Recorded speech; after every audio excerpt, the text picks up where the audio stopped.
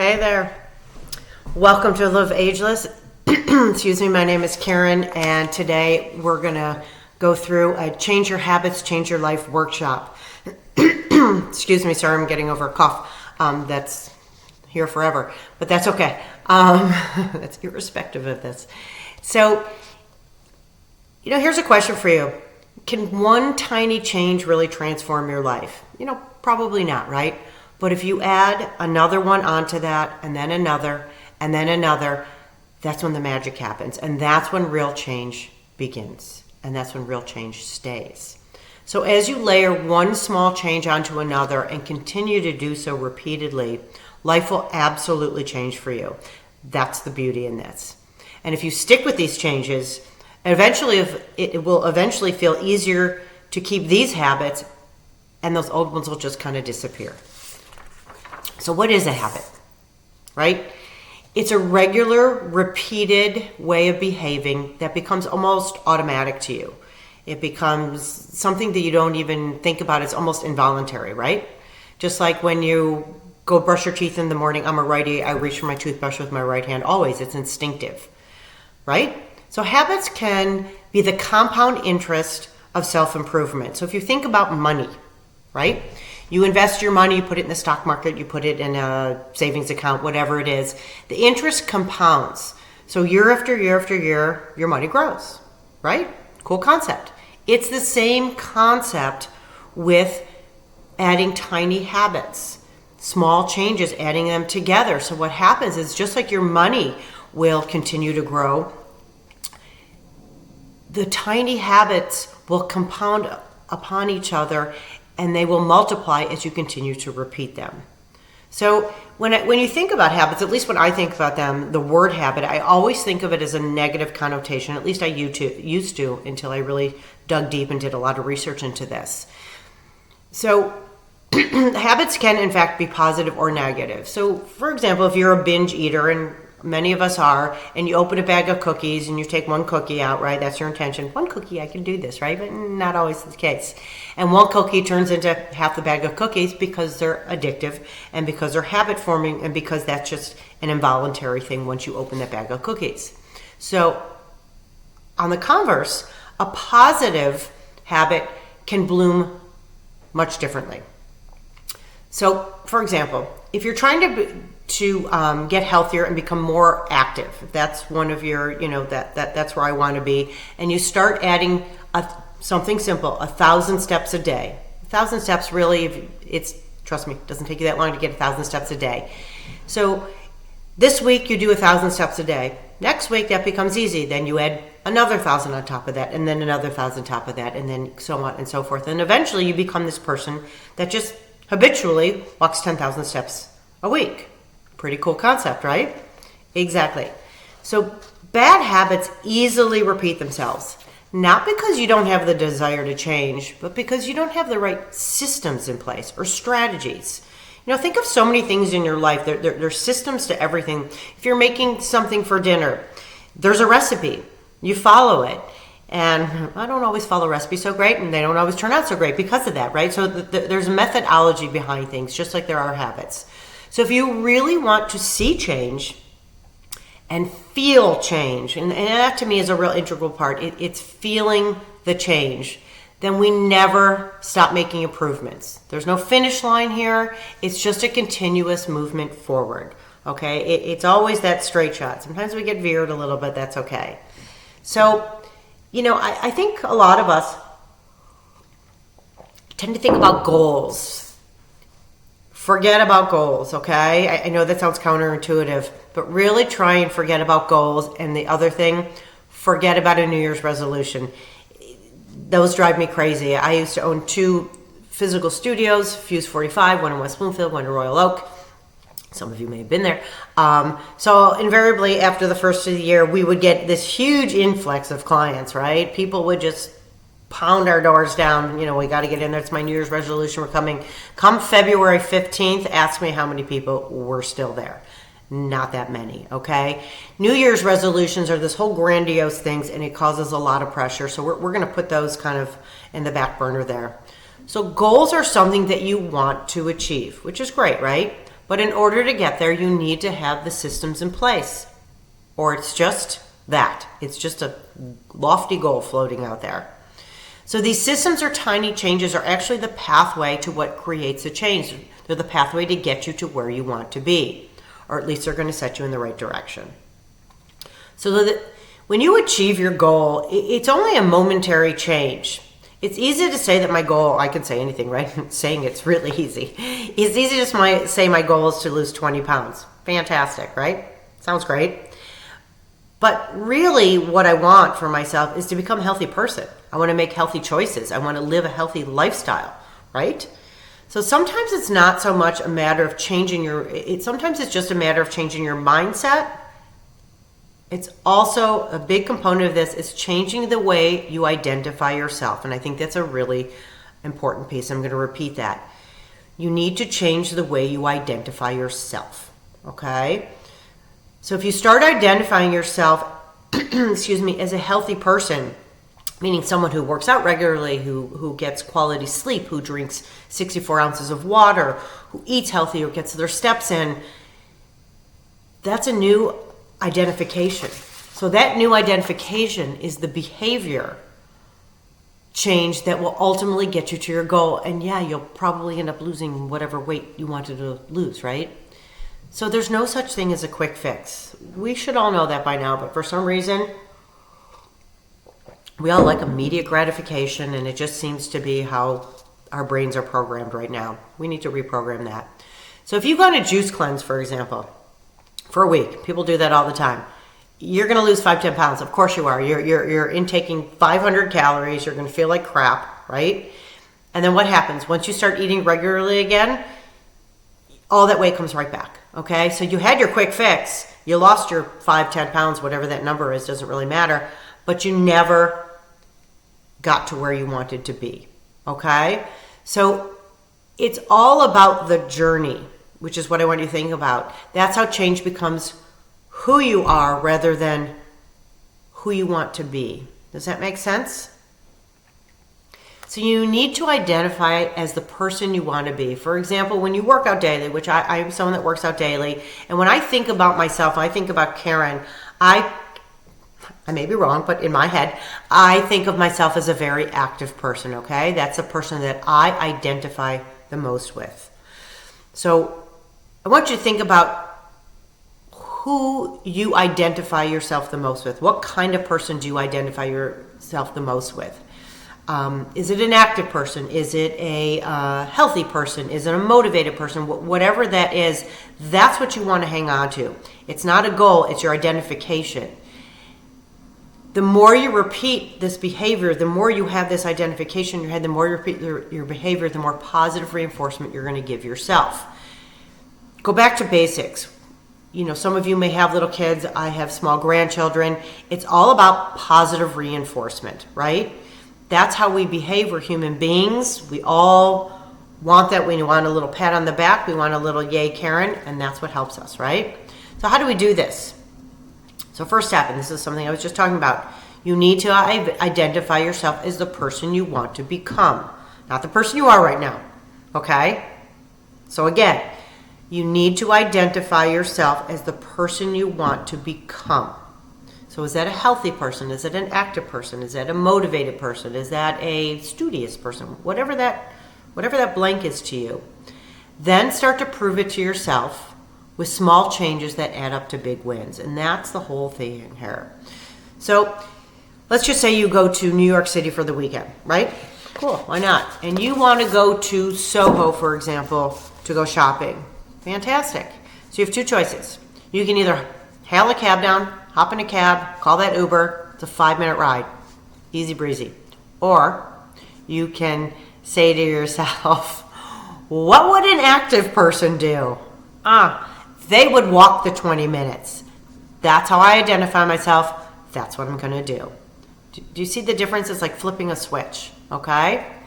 So the second thing you need to do is to create awareness and then stack your habits. So what does that mean? Take a step back and take inventory, self-inventory on your actions and your inactions, because those are almost always just as important. Habits become so ingrained that we don't even realize we're doing them. All right? For example, when I walk through my kitchen, I pass my fridge. I mean, literally, I did this yesterday. It's 4 o'clock. I opened the fridge. I literally said to myself, Karen, what are you doing? We're eating dinner soon. You're not even hungry. It's just habit. I mean, there's the fridge. You got to open the door, right? So if you're the kind of person, which many people are, let's say 3, 4 o'clock, you're trying to get through the end of your day and you pick up I am a tea person, but you pick up that cup of coffee or your tea or whatever it is because you need that little buzz at the end of the day to get you through there, which is perfect. That's a habit you're already doing, which is perfect. Okay? But what happens a lot? So you're in your kitchen, now you go to your pantry, now you're grabbing a cracker or a cookie or something like that. Because it's a habit, because it's just easy to do. Just like when I walked by my fridge, I opened it. So we often don't even realize we're doing things. So if you can become aware and accept what you're doing, accept that behavior, and then we make just one small change and we stack the behavior. So here's the example. So now it's 3 o'clock. You made yourself a cup of coffee. Great. So instead of grabbing that cookie, so the coffee's the behavior you always do. You already do. We're going to we're going to stack a new behavior. We're going to grab a piece of fruit. Healthy choice. Now I'm the healthy identity. So great. Day after day, maybe a week goes by, 2 weeks go by. Now it's become ingrained. I have my cup of coffee or my tea, and I have a piece of fruit or some cut up veggies. Perfect.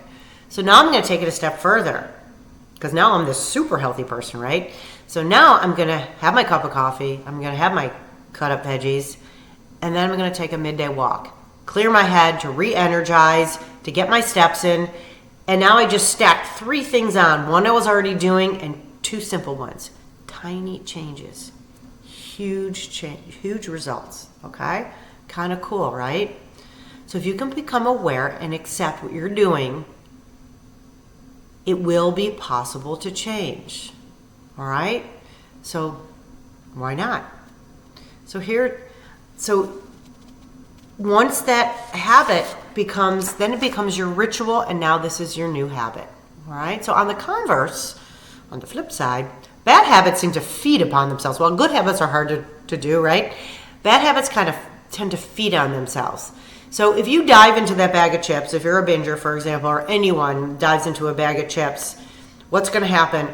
I don't care how many of those chips you eat, invariably you're going to feel bad about yourself. And then you're going to plop on the couch because all that junk food, the sugar, the sodium, it's drained your energy, and now you feel defeated. So which scenario would you rather have?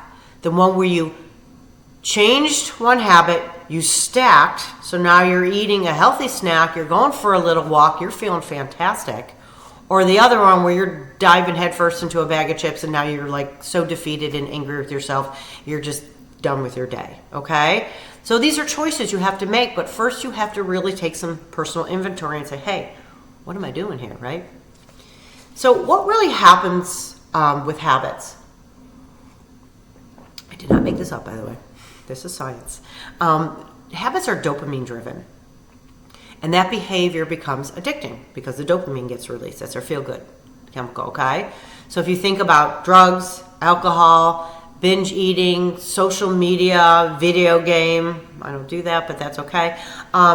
Things like that are really habit forming. What happens is the dopamine actually gets released when you anticipate, not even in the act of doing the habit, it's when you're anticipating the habit, which is sort of interesting. That's why we need to make healthy habits more attractive, or we're going to fall into the same destructive behavior, okay? We're humans. We have patterns just like everyone else. So here's some strategies. So you want to bundle a temptation, something you're already doing, and tack on something that will get you closer to the person you want to be. So for example, if you're someone that likes to binge Netflix, The Crown, I'm making that up, doesn't matter. All right, fantastic. So the tempting piece is, I really want to watch season 6 of The Crown tonight. Okay, you do that. But what if you hopped on your treadmill and you watched it there? So now you've got your tempting, something you're going to do anyway, okay? But now you're on the treadmill, you're moving, you're getting the steps in, which is something you really need to do, tacked on with something you really want to do. So how cool is that? So you're more likely to find a new behavior appealing and satisfying if you can do it with something that you already enjoy. So getting to watch your show and getting steps is an enormous win, right? Tiny little change, huge win. Exactly. So here's something that I always say to my kids since they were little. You're only as good as the company you keep. So a very effective way to become successful at building and maintaining, and that's a big key, healthy habits is to align yourself and associate with people who are like-minded, right? So you have two friends, Susie and Sally. Susie loves to walk, play pickleball, do all kinds of things. Sally, on the other hand, calls you up and says, hey Karen, let's meet at Starbucks at 3 o'clock and have a mochaccino and a muffin. Well, Sally's saying to me, let's meet at 2 o'clock and let's play pickleball, okay? So I say to myself, what would the active person do? The active person would go with, I don't remember if it was Susie or Sally, but the one that played the pickleball. So if you can align yourself with someone that has the same behaviors that you want to emulate, if you will, okay? You know, you can grab a workout buddy. You know, I had a client, I have small groups and fitness groups in my home. I have a studio here, and I have one client that really struggles to motivate working out. When she gets here, she's perfect, but it's really hard for her to get here. So what did she do? She texted her friend. She said, Rachel, I'm picking you up in the morning. There's my accountability. Picked her up. Rachel's like, great, I'll hop into a warm car. She showed up. So you need to find strategies that work for you. Hire a coach. That's exactly what I do. You know, my job is to help people, guide people, you know, keep them on track. So there's lots of techniques, of strategies. You have to implement them. So how do you master a habit? Not that easy to do. The key is to start with repetition. Here's the important piece. Not perfection, okay? When you repeat a habit, it literally, physically, creates grooves into your brains, okay? So, for example, if you broke your right dominant and you broke your right arm, and now all of a sudden you have to brush your teeth, you have to hold a fork, you have to blow your hair, you have to do everything with your left hand, excuse me. You know, your brain's saying, wait a minute, what's going on here? But after 6-8 weeks, because you still have this cast on, what's going to happen is you develop these grooves into your brain. And sure enough, maybe not as good as with your dominant hand, you can brush your teeth, you can hold a fork, you can do it, okay? So focus on taking action. Practice. Eventually the habit becomes progressively more automatic through repetition. So what else can you do to set yourself up for success? Oh, I have an idea. Keep it super, super simple, right? It's when we get too complicated and our head gets too far ahead of us, that's when we're like, But if it's simple, we can do this. So for example, if you struggle to work out, lots of people do, the motivation, okay? What do? Here's a suggestion. Take your workout clothes, put them either on the edge of your bed or literally on the floor right when you step down. The first thing you do is like, oh my God, there's my clothes. I have no choice. I have to put them on. You know, put it in your calendar. At 9 a.m., I'm going to the gym. Or at 8:30, I'm going to do Fuse Live. I don't care if it's in your house. Put it in your calendar. Now you're accountable to you. Okay? Be accountable to someone else, just like I told you about my client. You know, another example, if you struggle to eat healthy, meal plan and prep, because some people it causes them stress, right? I don't want you to be stressed out. I want this to be simple. Something that I do a lot on Sundays, because I'm not working, it's more of a relaxed day for me. Different days might be different for you. I'll go through and I'll find some recipes that look appealing to me. I'm a 5 ingredient or less kind of girl. And I'll literally write them down. I write the ingredients. I go to the market. So I am planned for about 3 days ahead. Okay? So have some fun. Try some new stuff. So keep it simple in order to succeed. And try and ritualize what you want to achieve so it will become part of your everyday routine. You know, something else that's really important, it's vital that you feel automatically rewarded and satisfied by the habits you're creating, right? And again, I talked about this a little bit earlier. It's something about that self-satisfaction, again, a little bit of immediate gratification. So what is more rewarding what is the best gift you can give to yourself? I'll tell you. A sense of accomplishment. Feeling powerful and staying in control. I mean, there is literally not a better gifts that you can give yourself than feeling powerful, staying in control, and a sense of accomplishment, right? The reward does not need to be tangible. It is how you feel. And that's what's going to get you to that next level. All right? Something that's super important, and this is something that I personally struggle with. Keep in mind that there is no such thing as perfection. If you're looking for perfection, you will fail every time. Life always gets in the way, right? Sure does. People get sick. Shit happens. Sometimes you travel, you're away, it's different food than you're used to, everything's not accessible to you. It's okay. All right? So in those situations, be kind to yourself. I can't stress that enough. But here's something. Try not to miss a habit twice. So if you're out for dinner, friends invite you over to watch the Super Bowl. You're going to a Super Bowl party. What are they serving? Probably pizza and chicken wings and all kinds of crap, okay? You have a crap day. Don't beat yourself up. Don't get too ahead of yourself. Take a breath and say, okay, I got this. Wasn't great today, so what am I going to do tomorrow? I'm going to work out a little bit harder. I'm going to eat super clean. I'm going to have an egg white omelet for breakfast, then I'm going to have a Greek salad for lunch, yada, yada, yada. So, falling off the wagon once is no big deal at all. It's letting it spiral out of control. That's where the real problem comes in, okay? So again, that control thing, I'm a control freak, can you tell?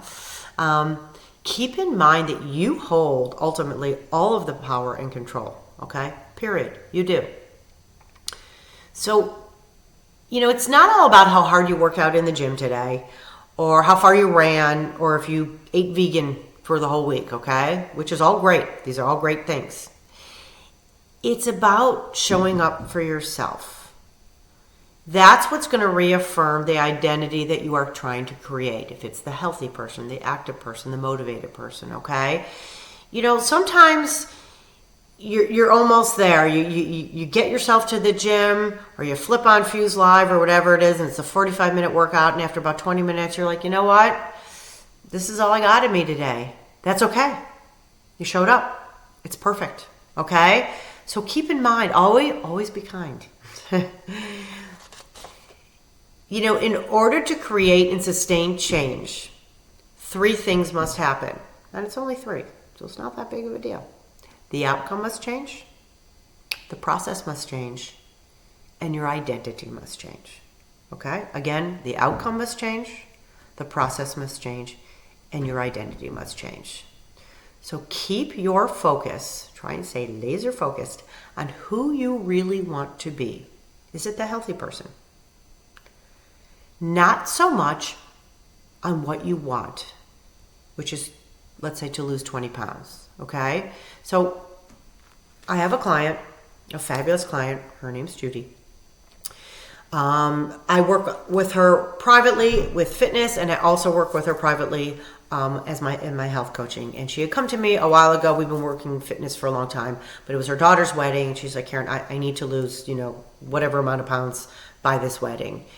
And which gave us a lot of time. I said, Judy, look, I'd love to work with you, but that's not how I do things. So we're just going to make a whole bunch of little changes, and eventually you're going to become this person, and you're going to feel so much better about yourself. So sure enough, she made small changes and built small habits on top of those changes. And I see her 3 days a week, and every time, and I find this mind-blowing, and nothing rocks my world more. It's just, Karen, I feel so much lighter. I'm just like this light person. And all of a sudden, I travel with my grown daughters, and we're in Mexico, and they want to go on a hike, and I'm like, yeah, I'm there. I can do this. I'm thinking differently. I didn't know this would ever happen to me. And now it's more about she feels so good in her own skin and about the person that she became. Yeah, she did lose those 20 pounds. She actually lost 25 pounds. But that's inconsequential. It's how you feel. Because how you feel and how you present yourself, I mean, that's just everything. So if you truly want to begin to believe that you are that healthy person, you need to slowly change those behaviors and your lifestyle choices will follow. So how do you make this happen? Okay, and this is in no particular order, just for the record. So accept that perfection does not exist. Throw it away, okay? Be patient with yourself. Real change takes time. It really does. It took, I'm 6 years old. It took me a long time to get to where I'm at. So to try and undo everything, okay, it's not going to happen overnight. Not at this stage of the game. Start slow, all right? Baby steps. You can't decide, you know what, I want to run a marathon, which is fantastic. I love that. But I'm not even a runner yet. So you're not going to just go run 26.2 miles on Tuesday, right? What are you going to do? You're going to start by walking. You're going to walk 3 miles, 4 miles, and then you're going to, walk 2 miles, run a mile, and then you're going to walk 2 miles and walk. You're going to build, and sure enough, by May, you're going to be running, right? So start slow. Stack your habits, like we talked about. You have that cup of coffee. Grab that fruit. Go for a walk. Stack your habits. Set yourself up so you cannot fail. That's probably the most important thing. So another example, add 1,000 steps a day. That's it, 1,000. It takes you 5 minutes probably to walk 1,000 steps. I don't know how long it takes. Not that long. 500 steps, whatever it is. Little steps, big wins. Figure out what is really holding you back. A lot of us have all these negative behaviors and thought patterns, and that's really been holding us back for a long time. You look in the mirror, you see this fat person, even though you're not, all kinds of things like that. Sometimes it's simple things that are holding you back. I really want to go for a walk today, but it's too cold outside. Okay, I get that, but there's options. Go to a mall and walk around your house. There's very few obstacles that you can't get around. So pause for a minute and say, what's stopping me? And then let's come up with a solution. Something that I'm going to say, really listen to my words because I find this so important and also very empowering. I want you to focus on the lifestyle, not life changes. So again, focus on lifestyle, not life changes. What does that mean? A lifestyle is to park far away at Trader Joe's, which I do all the time, okay? Look at all the extra steps I got back and forth. Or taking the stairs at work instead of going in an elevator. Life-changing is walking 10,000 steps a day because, if you're that person that walks 10,000 steps a day, that's a life-changing kind of thing. That's a whole different person. But the way you start is by changing the lifestyle. If I said to myself, if I'm someone right now that only walks, maybe I average 3,000 steps a day, and I say, all right, Karen, you got to walk. Someone told me you got to walk 10,000 steps a day. I mean, that is overwhelming. I'm going to fail, and I'm going to stop. But if I just change one little habit, and I start parking at the end instead of the first spot, boy, I just got another 1,000 steps. And then at the post office, I'm going to do the same thing, and so on and so forth. Okay? Kind of cool, right? So keep in mind, you have all of the control to create the change you want in your life. In order to just sustain it, you need to believe in your new identity. So who are you? Are you an active person? Are you a motivated person? Are you a healthy person? Who are you? Okay? Not who do you want to be. I need to know who you are going to identify as. So take baby steps. One healthy habit at a time. I promise you will get there. This is what I do. I do a lot of research. I am so passionate about sharing this with everyone because when you really break it down, change sounds so daunting, doesn't it? Okay? I'm 50 years old. I'm 6 years old. I'm going through menopause, whatever it is. And, I put on all this weight and I've gotten sedentary and so on and so forth. And now all of a sudden I want to change. Okay? It's a little overwhelming. It doesn't have to be. Baby step, 1 foot in front of the other, in front of the other. So first just identify who you want to be. And then let's make tiny little changes. Connect them like a chain. Remember when you were little, you used to make those paper chains? I did anyway. And all of a sudden you have this whole big thing. It's the same concept, okay? That's why I'm here. I am taking on only a few private clients, and I do have a rolling group coaching, which is amazing. These are an amazing group of women, and we talk about lots of things. A lot of it is just stuff we've went over here, and we all kind of help each other. So there's a few spots in there as well. If anyone is interested, I'm happy to hop on a call, and we can talk about how I can help you create these little changes so that this magic can truly, truly happen. Again, I'd love to work with you. Reach out to me, DM me, PM me, whatever it is. You know how to reach me. I will see you all soon. Thank you for listening, and have an outstanding rest of your night. Bye-bye.